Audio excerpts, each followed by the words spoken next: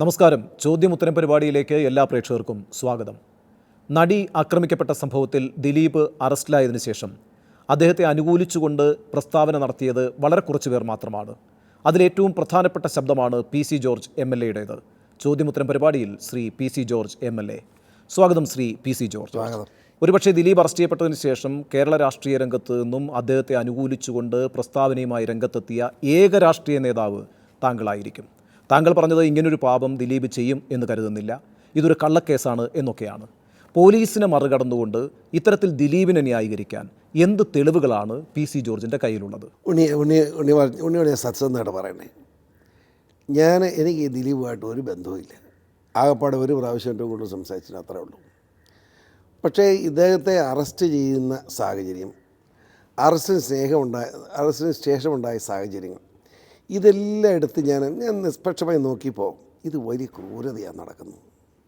Cinema ലോകം മലയാള cinema എന്ന് പറഞ്ഞാൽ മറ്റ് സിനിമയായിരിക്കാം, പക്ഷേ നമ്മുടെ മലയാള സിനിമ എന്ന് പറഞ്ഞാൽ അവിടെ നടക്കുന്ന കാര്യങ്ങൾ പുറത്ത് വന്നാൽ ഇവർ ഒറ്റ നടനെയും നടിയും മനുഷ്യൻ വഴിയെ അടിച്ചു കൊല്ലും.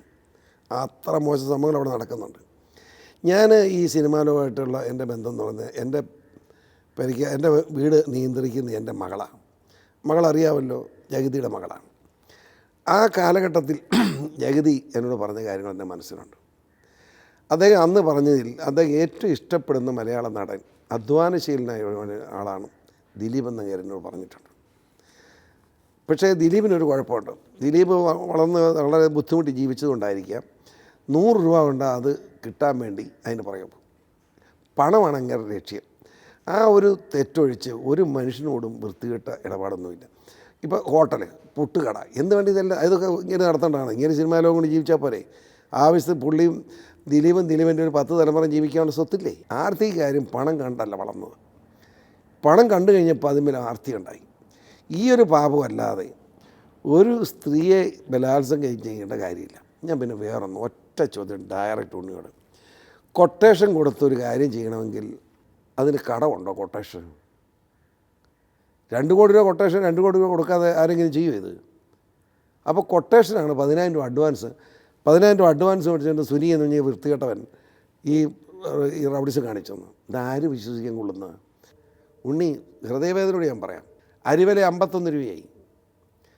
പകർച്ചപ്പനിയും ഡെങ്കിപ്പനിയും ഉൾപ്പെടെ പിടിച്ച് 600 ആളുകൾ 2 മാസം കൊണ്ട് മരിച്ചു. 5 രൂപയുടെ തക്കാളി ഇവിടുത്തെ 87 രൂപയാണ് കേരളത്തിൽ. ഇതൊക്കെ മറയ്ക്കാൻ പിണറായി വിജയന് പറ്റിയ പരിപാടിയായി ഇപ്പോൾ ഇത്.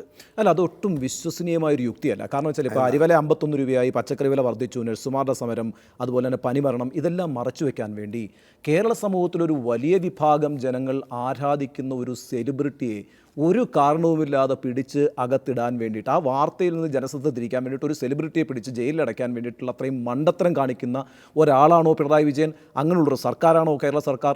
അങ്ങനെ മണ്ടന്മാരാണോ കേരളത്തിലെ പോലീസ്? ദിലീപ് എന്ന് പറഞ്ഞ ഒരു സിനിമാടം മാത്രമാണ്. നമ്പിനാരാണ് ലോകം മുഴുവൻ ആരാധിക്കുന്ന ലോകത്തിലെ ഏറ്റവും വലിയ സയൻറ്റിസ്റ്റാണ്. ക്രയോജനിക് എൻജിൻ നമ്മുടെ റോക്കറ്റിൻ്റെ അതിൻ്റെ ഉപജ്ഞാതാവാണ് ഈ നമ്പിനാരാണ്. അങ്ങേരെയും ഇതുപോലൊരു പെണ്ണിൻ്റെ പേരും പറഞ്ഞ് അറിയാമല്ലോ അറസ്റ്റ് ചെയ്ത് 94 മുതൽ 98 വരെ ഇട്ട് പീഡിപ്പിച്ചു. ഇതുപോലൊരു പോലീസ് ഓഫീസർമാർ ചെയ്തതാണ്.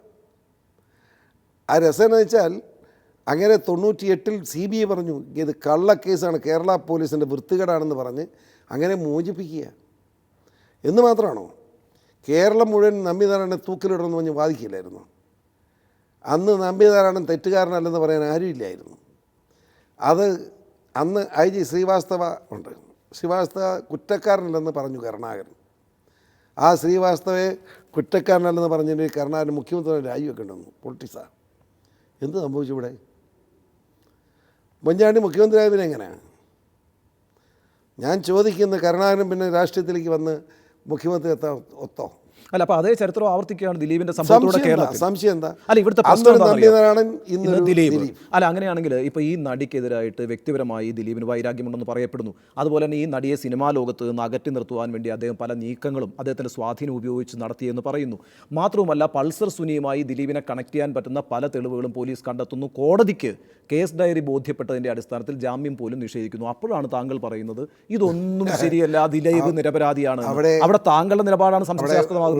ശരി സതി ഉണ്ണി, ഇതെല്ലാം ഞാൻ അംഗീകരിച്ചെന്നേ. ഹൈക്കോടതിയിലുള്ള ഓപ്പൺ കമൻ്റാണ്, മജിസ്ട്രേറ്റ് കോടതിയിലെ കമൻറ്റ് അപക്വമാണ്, പാടില്ലായിരുന്നു. അപ്പോൾ ഞാനാണോ ശരി, ഉണ്ണിയാണോ ശരി? എന്നെ സംബന്ധിച്ചിടത്തോളം ദിലീപ് കുറ്റക്കാരനാണോ അല്ലയോ എന്നുള്ളതല്ല എൻ്റെ പ്രശ്നം. കുറ്റക്കാരനാണ്, ശിക്ഷിക്കപ്പെടണം തന്നെയാണ് എൻ്റെ ആഗ്രഹം. പക്ഷേ ഇപ്പം ഈ നിമിഷം വരെ പോലീസ് മുമ്പിൽ കൊണ്ടുവന്നിരിക്കുന്ന തെളിവുകൾ എന്ന് പറയുന്നത് അപര്യാപ്തമാണ്. അല്ല, ഇവിടെ ഈ പൾസർ സുനി അറസ്റ്റ് ചെയ്യപ്പെടുന്നതോടുകൂടി ഗൂഢാലോചന സംബന്ധിച്ച അന്വേഷണം അവസാനിപ്പിക്കപ്പെടുമെന്നാണ് ആദ്യം കരുതിയത്. എന്ന് മാത്രമല്ല, താങ്കൾ തന്നെ സൂചിപ്പിച്ചതുപോലെ 13 മണിക്കൂർ ദിലീപിനെ പോലീസ് ചോദ്യം ചെയ്തു. അതിനുശേഷം എന്താ ചെയ്തത്? ദിലീപിനെ വെറുതെ വിട്ടയക്കുകയാണ് ചെയ്തത്. അതോടുകൂടി ആ അധ്യായം പൂർണ്ണമായും അടഞ്ഞു എന്ന് തന്നെയാണ് വിചാരിച്ചത്. എന്നാൽ പിന്നീട് നിശബ്ദമായ അന്വേഷണം മുന്നോട്ട് പോവുകയും ദിലീപ് അറസ്റ്റിലാകപ്പെടുകയും ചെയ്തു. പൊതുസമൂഹം പോലീസിനെ വിശ്വസിച്ചുകൊണ്ടിരിക്കുമ്പോഴാണ് താങ്കൾ ഈ മുട്ടാപ്പോക്ക് ന്യായങ്ങൾ പറഞ്ഞുകൊണ്ടിരിക്കുന്നത്. അല്ല ഉണ്ണി, മനസ്സിലാക്കണം. ഈ 13 മണിക്കൂർ വിട്ട് കഴിഞ്ഞ് എന്നാ സംഭവിച്ചത്? ദിലീപ് പ്രസിഡൻ്റായി. അപ്പോൾ ദിലീപിനെ പ്രസിഡന്റ്, ആ എക്സിബിറ്റേഴ്സ് പ്രസിഡന്റ് മാറ്റണം. ആർക്കാണ് ആഗ്രഹം? തലശ്ശേരിക്കാരനെ എക്സിബിറ്റർക്ക്.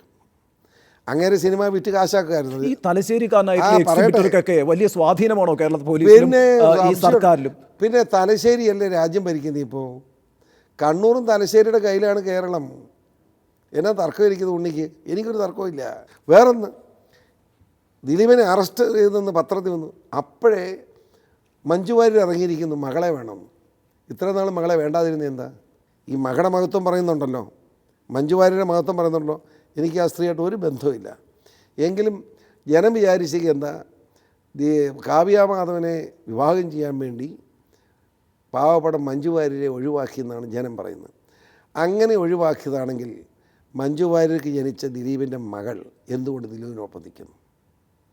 ഞാൻ ഒരു സ്ത്രീകളെ മോശമാക്കാൻ ഉദ്ദേശിക്കാത്തതുകൊണ്ട് ബാക്കിയിലേക്കാണ് കിടക്കുന്നത്. അതിന് ഉത്തരം കണ്ടെത്താൻ നോക്കൂ. ഞാൻ പറയുകയില്ല, എനിക്കറിയാം. അല്ല, ഈ താങ്കൾ തന്നെ കഴിഞ്ഞ ദിവസം പറയുകയുണ്ടായെന്ന് വെച്ചാൽ പിണറായി വിജയനും മഞ്ജു വാര്യരും തമ്മിൽ നടത്തിയ കൂടിക്കാഴ്ചയ്ക്ക് ശേഷമാണ് ഈ കേസിൽ വഴിത്തിരിവുണ്ടാകുന്നതെന്ന്.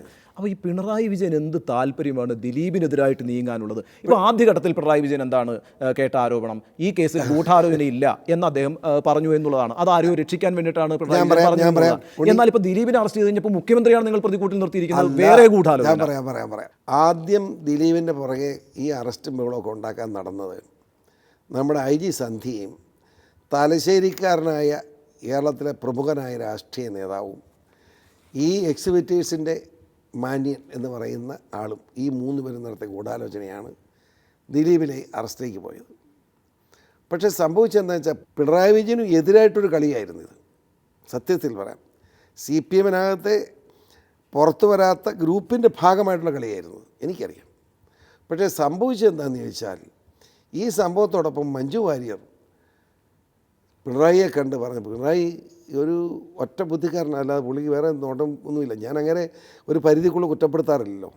കാരണം അദ്ദേഹത്തിൻ്റെ കഴിവുകളെ ബഹുമാനിക്കണമല്ലോ. അദ്ദേഹം മഞ്ജു വാര്യർ കരഞ്ഞുകൊണ്ട് പറഞ്ഞപ്പോൾ ആ കൂട്ടത്തിൽ ഉറച്ച നിലപാട് സ്വീകരിച്ചു. എന്താ ചോദിച്ചാൽ സ്ട്രിക്റ്റായിട്ട് അന്വേഷിക്കാൻ പറഞ്ഞിരിക്കുക. അപ്പോൾ IG സന്ധ്യയ്ക്ക് ഫ്രീ ഹാൻഡല്ലേ കിട്ടിയിരിക്കുക, ഇനി പേടിക്കണോ?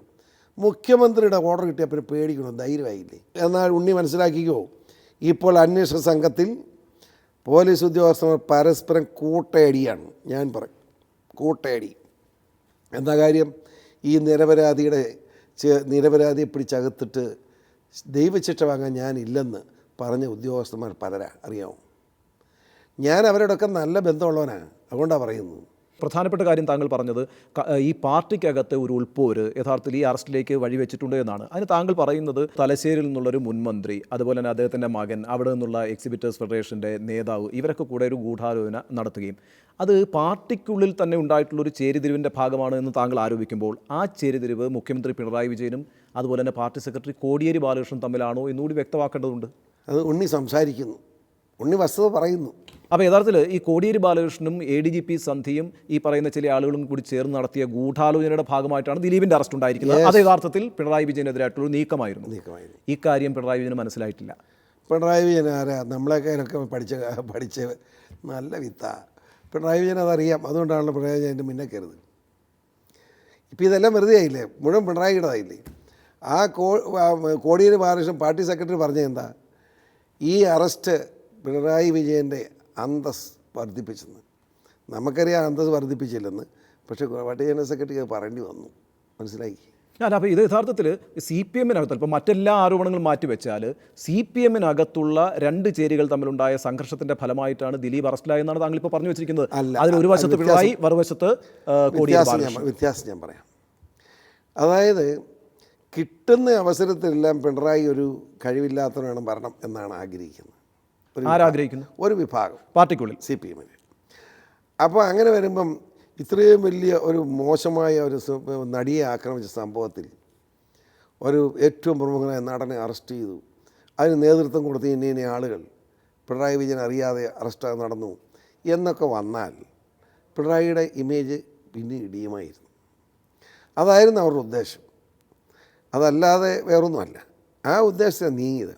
പക്ഷേ പിണറായി വിജയൻ അതിന് മുന്നേ കയറി നിന്നോടുകൂടി ഈ അംഗീകാരം മുഴുവൻ അദ്ദേഹത്തിലേക്ക് എത്തി. അല്ലല്ല, ഇവിടെ ഒരു വലിയൊരു ഗൂഢാലോചനയാണ് താങ്കൾ പുറത്തേക്ക് വിടുന്നത്. അതായത് ADGP സന്ധ്യയെ ഉപയോഗിച്ചുകൊണ്ട് മുൻ ആഭ്യന്തരമന്ത്രി കൂടിയായിട്ടുള്ള കോടിയേരി ബാലകൃഷ്ണൻ മുഖ്യമന്ത്രി പിണറായി വിജയനെതിരായിട്ട് നീക്കം നടത്തി. അങ്ങനെയാണെങ്കിൽ ഈ സർക്കാരിനെ അട്ടിമറിക്കാനുള്ളൊരു നീക്കമാണ് പാർട്ടി സെക്രട്ടറി നടത്തിയിരിക്കുന്നത്. അതായത് അന്ന് നമ്പിനാരായണ ഇഷ്യൂയിൽ കരുണാകരനെതിരെ ഉമ്മൻചാണ്ടി എങ്ങനെ നീങ്ങിയോ അതുപോലുള്ള നീക്കമാണ് ഇവിടെ നടക്കുന്നത്. ക്ലിയറാണ്. ഇതൊക്കെ ഒരു തിരക്കഥ എഴുതി വെച്ച പോലെയാണ് നടക്കുന്നത്. അല്ല, അതായത് CPM-ൽ പുതുതായി രൂപപ്പെട്ടിരിക്കുന്ന അധികാര തർക്കത്തിൻ്റെ ഭാഗമായിട്ടുണ്ടായിട്ടുള്ള ഗൂഢനീക്കങ്ങളുടെ ഒരു ബലിയാടാണ് ദിലീപ് എന്ന് പറയുന്നത് എന്ന് സംശയം. അതായത് ISRO ചാരക്കേസിൽ എങ്ങനെയാണ് നമ്പിനാരായണനെ ഉപയോഗിച്ച് കരുണാകരനെ പുറത്താക്കിയത്, അതേപോലെ ദിലീപിനെ ഉപയോഗിച്ചുകൊണ്ട് മുഖ്യമന്ത്രിയുടെ ഇമേജ് തകർക്കാനുള്ള നീക്കമാണ് കോടിയേരി ബാലകൃഷ്ണൻ നടത്തിയെന്നുള്ള ഗുരുതരമായ ആരോപണമാണ് താങ്കൾ ഉന്നയിക്കുന്നത്. എന്താ സംശയിച്ചിരിക്കുന്നു? ഒരു സംശയം വേണ്ട, 100% ഇത്. അല്ല, അങ്ങനെയാണെങ്കിൽ താങ്കൾ പിണറായിയും ഈ കാര്യത്തിൽ ഒരു ഗൂഢാലോചനയുടെ ഭാഗമാക്കുന്നുണ്ടല്ലോ. അതാണല്ലോ താങ്കൾ പറയുന്നത്. മഞ്ജു വാര്യർ സംസാരിച്ചതിന് ശേഷം പിണറായിയുടെ ഓഫീസ്, പിണറായിയുടെ ഉപദേശകർ ഇവരെല്ലാം കൂടി ചേർന്ന് നടത്തിയ ഒരു കള്ളത്തരമാണ് ഈ അറസ്റ്റ് എന്നും താങ്കൾ കഴിഞ്ഞ ദിവസം പറയുകയുണ്ടായി. അതായത് പിണറായി വിജയൻ മഞ്ജു വാര്യർ പറഞ്ഞത് മുഴുവൻ വിശ്വസിച്ചിരിക്കുക. മനസ്സിലായില്ലേ? ഒരു സ്ത്രീ എന്നതിൽ അവർ പറഞ്ഞ് വിശ്വസിക്കാതിരിക്കാൻ മുഖ്യമന്ത്രി എന്നതിൽ കഴിയില്ല. അതുകൊണ്ട് അദ്ദേഹം വളരെ സ്ട്രോങ് നിലപാട് സ്വീകരിച്ചു. അല്ല, ഇവിടെ വൈരുദ്ധ്യമുണ്ടെന്നേ. കാരണം ഇപ്പോൾ താങ്കൾ പറയുന്നത് ഈ 51 രൂപ അരിക്കായി പച്ചക്കറി വില വർദ്ധിച്ചു, അതുപോലെ തന്നെ പനിമരണം നടന്നു, ഇതെല്ലാം മറച്ചു വയ്ക്കാൻ വേണ്ടിയിട്ടാണ് ഒരു അറസ്റ്റ് നടത്തിയെന്ന് താങ്കൾ ആദ്യം പറയുന്നു. ഇപ്പോൾ താങ്കൾ പറയുന്നു പാർട്ടിക്കുള്ളിൽ ഒരു ഗ്രൂപ്പ് ഭിന്നതയുണ്ട്, അതിൻ്റെ ഭാഗമായിട്ട് ഇമേജ് തകർക്കാൻ, മുഖ്യമന്ത്രിയുടെ ഇമേജ് തകർക്കാൻ വേണ്ടിയിട്ട് ഒരു സംഘം നടത്തിയ ഗൂഢാലോചനയാണ് ഇതിന് പിന്നിലെന്ന് പറയുന്നത്. തമ്മിൽ പൊരുത്തപ്പെടുന്നില്ല. പൊരുത്തപ്പെടുത്തി തരാം. ഉണ്ണിയുടെ ആ ചോദ്യം നന്നായി. പിണറായി വിജയൻ അറിയാതെ തന്നെ ഈ ഇഷ്യൂ അറസ്റ്റും ബഹളം ഉണ്ടായി. കേസ് തെളിയിക്കപ്പെട്ടിരുന്നെങ്കിൽ പിണറായി വിജയൻ്റെ അന്തസ്സ് നഷ്ടപ്പെടുമായിരുന്നു. അതേ സമയത്ത് തന്നെ മഞ്ജു വാര്യരും പിണറായി വിജയനും തമ്മിൽ സംസാരിച്ച് വെച്ചുണ്ടായി വികാരപ്രകടനവും. അതോടൊപ്പം പിണറായി നോക്കി ഇതിൽ കൂടുതൽ ലാഭമുണ്ടോ? ഇപ്പം എല്ലാ വിധത്തിലും നാണം കെട്ടിരിക്കുക. ഈ സിനിമ നടനെ അറസ്റ്റ് ചെയ്യുന്നതിൻ്റെ പിറ്റേ ദിവസം കേരളത്തിൽ ഒരു കട തുറന്നില്ല. നിങ്ങൾ ആരെങ്കിലും ചർച്ച ചെയ്തോ? ഇവിടെ പകർച്ചപ്പനി വിളിച്ച് മരിച്ചു. അന്ന് തന്നെ നേഴ്സുമാർ, നമ്മുടെ സഹോദരിമാർ മുഴുവൻ സമരത്തിലാണ്. മരുന്ന് കിട്ടാനും മരുന്ന് കടകൾ പോലും അടച്ചു. എവിടെയെങ്കിലും ചർച്ച ചെയ്തോ? ഏതെങ്കിലും പത്രം ചർച്ച ചെയ്തോ? ചാനൽ ചർച്ച ചെയ്താൽ പോട്ടെ, പത്രങ്ങൾ പോലും മൈൻഡ് ചെയ്തില്ല. അല്ല, അപ്പോൾ ഒരു വെടിക്ക് രണ്ട് പക്ഷേ. അതായത് ഈ പ്രശ്നങ്ങളിൽ നിന്ന് ജനശ്രദ്ധ അകറ്റാൻ ഈ അറസ്റ്റോടുകൂടി പിണറായിക്ക് കഴിഞ്ഞു. അതേപോലെ തന്നെ പാർട്ടിക്കുള്ളിൽ തനിക്കെതിരായി നടക്കുന്ന നീക്കത്തെ അട്ടിമറിക്കാനും പിണറായി വിജയൻ കഴിഞ്ഞു. അതെ, പിണറായി വിജയൻ ഇതൊരു ഹാട്രിക് ആയിപ്പോയി, നല്ല നേട്ടമായിപ്പോയി. പക്ഷേ ഒരപകടമുണ്ട്. ഇത് 6 മാസം 1 കൊല്ലത്തിനും സത്യം മുഴുവൻ പുറത്തു വരും. പുറത്തു വരുമ്പോൾ സമൂഹത്തോട് മുഖ്യമന്ത്രി എന്നതിൽ ക്ഷമ പറയേണ്ടി വരും. ഒരു സംശയം വേണ്ട. ഇപ്പോൾ PC ജോർജ് ദിലീപിൻ്റെ കൊട്ടേഷൻ എടുത്ത് സംസാരിക്കുന്ന പോലെ ആളുകൾക്ക് തോന്നുള്ളൂ. ഉണ്ണിയനോട് ക്ഷമിക്കണം. ഞാൻ ഒരു വശമല്ല, ഒരുത്തരം കൊട്ടേഷൻ മേടിക്കേണ്ട ഗതികളും PC ജോർജിനില്ല. മനസ്സിലായില്ലേ? മോഹൻലാലോ മമ്മൂട്ടിയോ അല്ലെങ്കിൽ മറ്റേതെങ്കിലും നടനോ ഏതെങ്കിലും ഒരു സ്ത്രീയെ പീഡിപ്പിച്ചതായോ അല്ലെങ്കിൽ അതിൽ കൊട്ടേഷൻ കൊടുത്തതായോ ഒരു പരാതി വന്നിട്ടില്ല. നിങ്ങളെല്ലാം കൂടെ കൊട്ടേഷൻ എടുത്തിരിക്കുക. എന്തിന്? ഒരുത്തനെ കൊല്ലാൻ.